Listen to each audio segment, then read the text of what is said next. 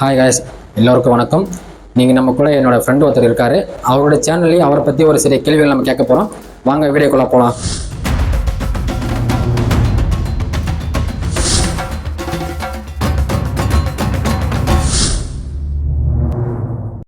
வணக்கம் ஜோதி நலன், எப்படி இருக்கீங்க? வணக்கம், நல்லா இருக்கேன். உங்கள் சேனல் வந்து ஜோதி நலன் சொல்கிறீங்க. உங்கள் பேர் என்ன, நீங்கள் இதுக்குள்ளே எப்படி வந்தீங்க, அதை பற்றி சொல்லுங்கள்.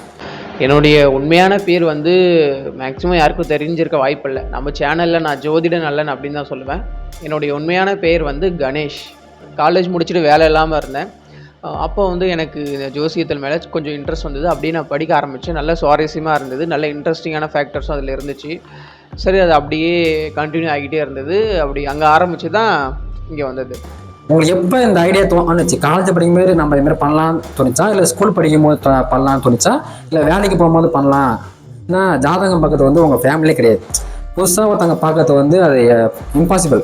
ஆனால் அப்பா பார்ப்பாரு, தாத்தா பார்ப்பாரு, அந்த வாரையில் தான் நீங்கள் பார்க்க முடியும். எதுவுமே ஒரு பேக்ரவுண்டு இல்லாமல் எதுவுமே இல்லாமல் எப்படி நீங்கள் பார்க்குறீங்க? நீங்கள் சொல்கிறதெல்லாம் உண்மையாக பொய்யா, அதை பற்றி தான் சொல்லுங்கள். உங்களை நம்பலாமா நம்பக்கூடாதா, அதை பற்றி தான் சொல்லுங்கள்.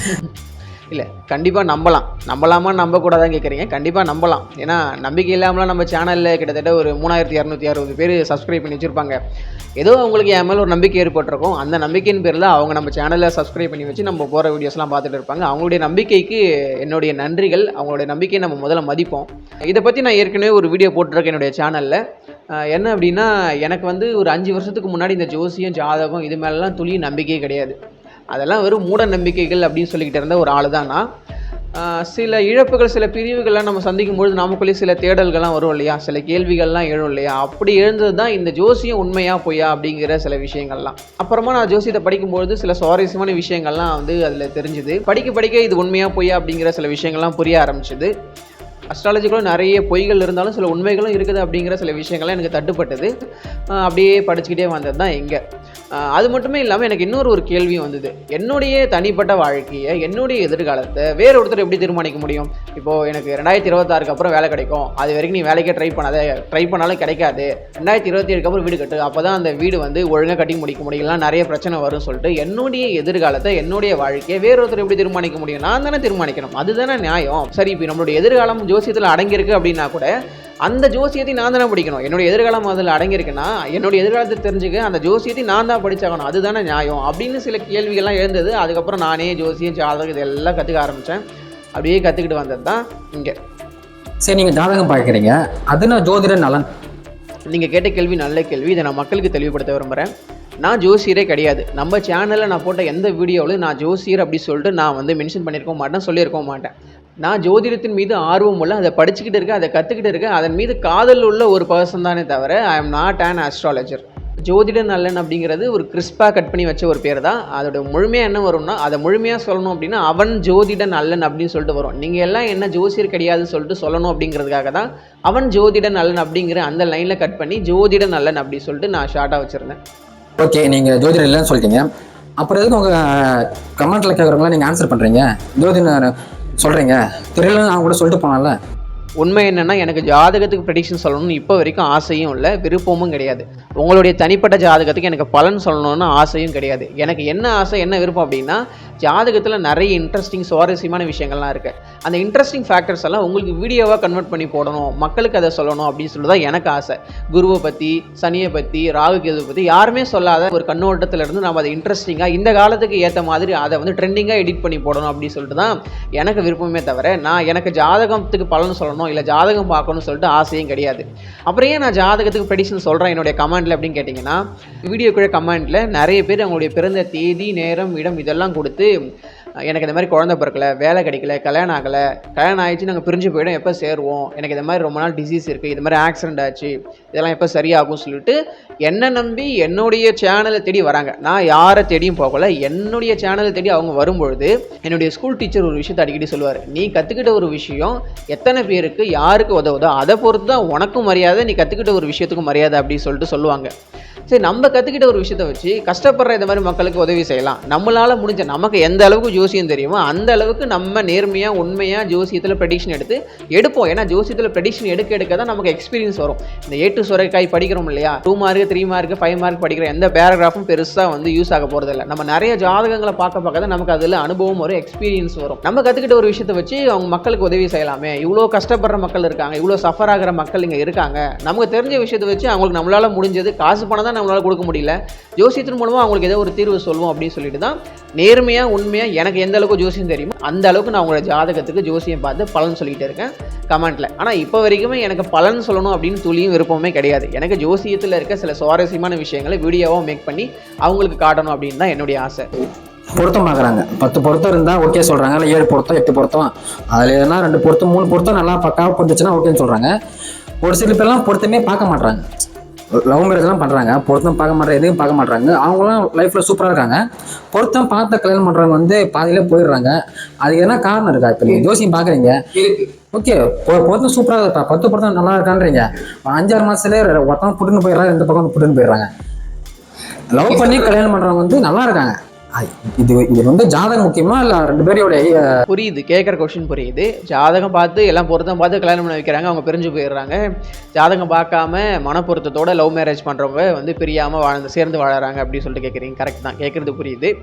நீங்கள் ஜாதகத்துக்கு பொருத்தம் பார்க்க போகும்போது வெறும் 10 பொருத்தம் மட்டும் பார்த்துட்டு மாப்பிள்ளைக்கும் பொண்ணுக்கும் பொருந்துன்னு சொல்லிட்டு நீங்கள் வந்துடக்கூடாது. ஜாதகம்னு ஒன்று இருக்குது, ஆணுடைய ஜாதகம் பெண்ணுடைய ஜாதகம் ஒன்று இருக்குது. 2 ஜாதகத்தையும் ஒப்பிட்டு இந்த ஜாதகத்து லக்னம் எப்படி இருக்குது, 5ஆம் பாவம் எப்படி இருக்குது, அதே மாதிரி இந்த ஜாதகத்து லக்னம் 5ஆம் பாவம், ஆயுள் ஸ்தானம், திருமண ஸ்தானம், என்ன தசை புத்திகள் நடக்குது 2 பேருக்கும், சண்டை போடாமல் பிரியாமல் இருக்கக்கூடிய சில தசை புத்திகள்லாம் நடக்குதா அப்படின்னு சொல்லிட்டு நம்ம கணிச்சு தான் 2 பேரும் சேர்த்து வைக்கணும். வெறும் 10 பொருத்தத்தை மட்டும் வச்சுக்கிட்டு உனக்கு மகேந்திர பொருத்தம் இருக்குது, உனக்கு மாணிக்க பொருத்தம் இருக்குது, அந்த பொருத்தம் இருக்குது, இந்த பொருத்தம் இருக்குது, 10க்கு 13 பொருத்தம் இருக்குன்னு சொல்லிட்டு இந்த வெறும் பொருத்தத்தை வச்சு மட்டும் ஒருத்தங்களை சேர்க்கக்கூடாது. பொருத்தம் அப்படிங்கிறது ஒரு பொய்யான விஷயம் தான் பரவலாக இப்போ சொல்லப்பட்டு வருது. 10 பொருத்தத்தை மட்டும் பார்க்காம 2 ஜாதகத்தையும் வச்சு 2 ஜாதகமும் எப்படி இருக்குது, என்ன தசை புத்திகள்லாம் நடக்குது அப்படிங்கிறது பார்க்க வேண்டியது முக்கியம். ஜாதக பாவக தசை புத்திகள்லாம் நம்ம பார்த்து 2 பேரும் சேர்க்கும்பொழுது கண்டிப்பாக அவங்களுக்குள்ள பிரிவு வராது, பிரச்சனையும் வராது, சண்டையும் வராது, அவங்க கண்டிப்பாக சேர்ந்து வாழ்வாங்க. நீங்கள் சேர்த்தீங்கன்னா இப்போ நீங்கள் சொன்னீங்க இல்லையா, அந்த மாதிரி நிறைய பேர் பிரிஞ்சு போகிறதுக்கான வாய்ப்புகள் நிறைய இருக்குது. 10 பொருத்தம் அப்படிங்கிறது கரெக்டான சரியான துல்லியமான ஒரு பொருத்தம் கிடையாது. அதை நீங்கள் பார்க்க வேண்டாம், அது எல்லாருக்கும் தெளிவுபடுத்த நான் விரும்புகிறேன். தோஷம் உண்மையாக போயா இல்லை பாதிப்பை எப்படி ஏற்படுத்தும்? நிறைய காதலர்களை பிரிக்கிறது இந்த செவ்வாய் தோஷம் ராகு தோஷம் தான் உண்மையாகவே. இப்போ வந்து 2 பேர் லவ் பண்ணிட்டு இருக்காங்கன்னா அவங்க ஜாதகத்தை எடுத்துகிட்டு போய் அவங்க வீட்டில் இருக்கவங்க ஜோசி காட்ட காமிக்கும்பொழுது அந்த பையனோட ஜாதகத்துலேயே இல்லை பொண்ணோட ஜாதகத்துலேயே செவ்வாய் தோஷம் ராகு தோஷம் இருக்குன்னு வச்சுப்போம். அது அப்படி செவ்வாய் தோஷம் ராகு தோஷம் என்னன்னு நான் அப்புறம் சொல்கிறேன். இப்படி ஜோசிகார் இருக்குன்னு சொன்னார்னா இந்த பையனை நீ கல்யாணம் பண்ணால் அந்த பொண்ணு விதவை ஆகிடும், இந்த பையன் கல்யாணம் பண்ணான்னா அந்த பொண்ணு அந்த பையனோட வாழாது அப்படி சொல்லிட்டு பயமுறுத்து தான் பார்ப்பாங்க. உண்மையிலே செவ்வாய் தோஷம் ராகு தோஷம்லாம் உண்மையாக இதெல்லாம் வந்து மக்களை பாதிக்குமான்னு கேட்டிங்கன்னா கண்டிப்பாக பாதிக்காது. இந்த செவ்வாய் தோஷம் ராகு தோஷம்லாம் லட்சத்தில் கோடியில் நடக்கக்கூடிய ஒரு விஷயம் தான். எல்லா வெகுஜன மக்கள் எல்லாருக்குமே இது நடந்துடாது. 7ல் செவ்வாய் இருந்தாலே செவ்வாய் தோஷம், 8ல் ராகு கேதுகள் இருந்தால் ராகு கே தோஷம் சொல்லிட்டு அந்த கோயிலுக்கு போ இந்த கோயிலுக்கு போன்னு சொல்லிட்டு அலைய வர்றது தேவையில்லாத ஒரு விஷயம்தான். 7ஆம் இடம் 8ஆம் இடம் அப்படி சொல்ல போகிற இந்த இடங்களை பாவகிரகங்கள் இருந்துச்சுன்னா அது செவ்வாய் தோஷமாக சொல்கிறாங்க. ஆனால் அதோடைய தசைகள் வந்தால் மட்டும்தான் பாதிப்பு ஏற்படுத்தும். இப்போது அவங்க பிறந்த நட்சத்திரப்படி தசைகள் நடந்துக்கிட்டே வரும். அந்த 7ஆம் இடத்துல இருக்க செவ்வாய் தசையோ இல்லை 8ல் இருக்க ராகு கேதுகள் தசையோ வந்தால் தான் அது பாதிப்பு ஏற்படுத்துமே தவிர மற்றபடி சும்மா சாதாரணமாக 7 8ஆம் பாவங்கள் இருந்தாலே அது தோஷமாக நம்ம எடுத்துக்கக்கூடாது. அது பெருசாக வந்து பாதிக்காது. அந்த 7 8ல் செவ்வாய் ராகு கேதுகள் இருந்து அதோடைய தசைகள் வந்தாலுமே சில பேருக்கு பாதிக்காது. ஏன்னா சுபகிரகங்களோட தொடர்பில் இருந்திருக்கும், குரு பார்வையில் இருந்திருக்கும், அந்த செவ்வாய் வந்து அந்த லக்னத்துக்கு யோகராக இருந்திருப்பார், அந்த ராகு வந்து அந்த லக்னத்துக்கு நல்லது செய்கிற ஒரு கிரகத்தோடு இணைந்திருப்பார் அப்படின்னு நிறைய விதி விலக்குகள்லாம் இருக்குன்றதுனால சும்மா 7 8ல் இருந்தாலே தோஷம் சேர்க்கக்கூடாது, பிரிவு ஏற்படும், விவாகரத்து ஏற்படும், மரணம் ஏற்படும் சொல்கிறதெல்லாம் ரொம்ப ஒரு கட்டுக்கதைகள் தான். ஜாதகத்தை பற்றி மக்களுக்கு யாரா சொல்ல ஆசைப்படுறீங்களா? மக்களுக்கு சொல்ல விரும்ப நிறைய இருக்குது. என்னென்னா உங்களுக்கு ஜோசியத்தில் உங்கள் ஜாதகத்தை ப்ரெடிக்ட் பண்ணுற அளவுக்காச்சு ஜோசியத்தில் ஒரு அடிப்படை அறிவுகள், ஜோசியத்தை பற்றின ஒரு நாலேஜ் இருக்கணும்.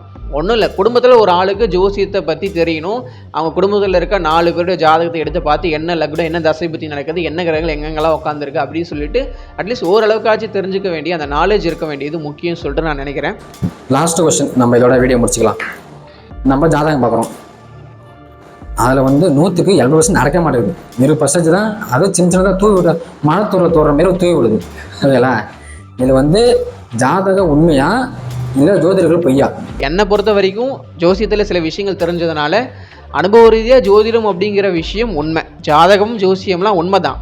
பட் அந்த ஜாதகம் ஜோசியத்தை படிச்சுட்டு உள்வாங்கிக்கிட்டு அதை வெளிப்படுத்துகிறாங்க இல்லையா, மக்களுக்கு ப்ரெடிஷன் எடுக்கிறாங்க இல்லையா, அந்த ப்ரெடிஷன் எடுக்கக்கூடிய ஜோதிடர்கள் வேணால் பொய்யாகலாம். இப்போ ஃபார் எக்ஸாம்பிளுக்கு நீங்கள் ஹாஸ்பிட்டல் போகிறீங்க, உங்களுக்கு உடம்பு சரியில்லை, நீங்கள் ஒரு டாக்டரை பார்க்குறீங்க, அந்த டாக்டர் கொடுக்குற ட்ரீட்மெண்ட்லாம் உங்களுக்கு வேலை செய்யலை, சரியாகலை, டிசீஸ் அப்படியே தான் இருக்குன்னா டோட்டல் மெடிக்கல் சிஸ்டமே ஃபேக்கு, அந்த டாக்டரும் ஃபேக்கு அப்படின்னு சொல்லுவீங்களா? இல்லை வேறு ஒரு நல்ல டாக்டர் நம்ம ட்ரை பண்ணி பார்க்கலான்னு சொல்லுவீங்களா? வேறு ஒரு நல்ல டாக்டர்கிட்ட போய் பார்க்கலாம் அப்படின்னு தானே சொல்லுவீங்க. அப்போ ஜோசியத்தில் மட்டும் சொல்கிற ஒரு விஷயம் நடக்கலைன்னா ஜோசியமே போய் ஜாதகமே போயின்னு எப்படி சொல்கிறீங்க? வேறு ஒரு நல்ல அனுபவம் உள்ள ஆய்வு மனப்பான்மை உள்ள காசுக்காக ஜோசியம் பார்க்காத ஒரு ஜோசியர்கிட்ட போய் நீங்கள் உங்கள் ஜாதகத்தை கொடுங்க. என்னை பொறுத்த வரைக்கும் என்னுடைய கண்ணோட்டத்தில் இருந்து ஜோசியம் அப்படிங்கிற ஒரு விஷயம் உண்மைதான். அந்த ஜோசியத்தை எடுத்து உள்வாங்கிக்கிட்டு வெளிப்படுத்துகிற ஜோதிடர்கள் தான் பொய்யா இருக்கலாமே தவிர ஜோதிடம் முழுக்க முழுக்க உண்மைதான். ஜோதிடம் என்றைக்கும் பொய்யாகாது, ஜோதிடர்கள் தான் பொய்யாகலாம். ரொம்ப சந்தோஷம். நம்ம இதோட வந்து வீடியோ முடிச்சுக்கலாம். ஒரு இளம் ஜோதிடரை நம்ம வந்து மீட் பண்ண இன்டர்வியூ எடுத்த ஒரு சந்தோஷம். அவர்கிட்ட நம்ம நிறைய கொஸ்டின் கேட்டோம், நீங்களும் அவர்கிட்ட ஒரு அவுட்புட் வாங்கியிருப்பீங்க. நம்ம நெக்ஸ்ட் வீடியோவில் இன்னும் நல்ல ஒரு இன்ட்ரெஸ்டிங்கான நம்ம ஒரு லைனை எடுத்து பேசுவோம். ஓகே, பாய். ஓகே.